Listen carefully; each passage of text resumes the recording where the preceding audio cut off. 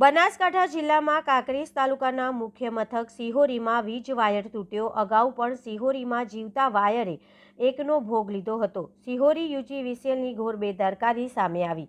Raghuvanshi JD સોસાયટીમાં મકાન ઉપર વીજ વાયર તૂટ્યો। જીવંત વીજ વાયર તૂટતા સ્થાનિક રહીશોમાં અફરાતફરી સર્જાઈ હતી। 11 કેવી કુંવારવાની ખેતીવાડી લાઇનના તાર તૂટતા વિદ્યુત બોર્ડ ઘટના સ્થળે તાત્કાલિક લાઇન બંધ કરી કામગીરી હાથ ધરી। સ્થાનિકોએ સમય સૂચકતા વાપરી દૂર ખસતા જાનહાનિ ટળી હતી। અહેવાલ ચેન્દીભાઈ ઠક્કર, સિહોરી, કાંકરેજ।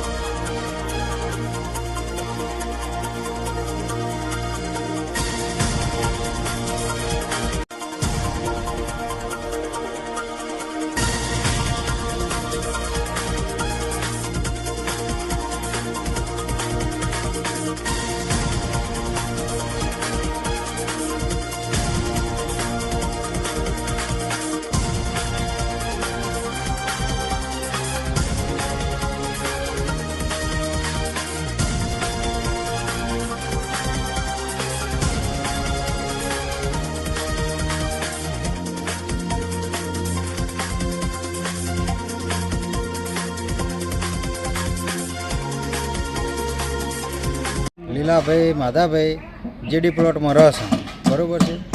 આજે 10 વર્ષથી લાઈન નાખેલી છે બરાબર છે। એના ઉપર કબૂતર બે તો એ રોજના 2-3 પડે છે, વારંવાર પડ કરે છે, કબૂતર મરે છે, ચકલા મરે છે બરાબર છે।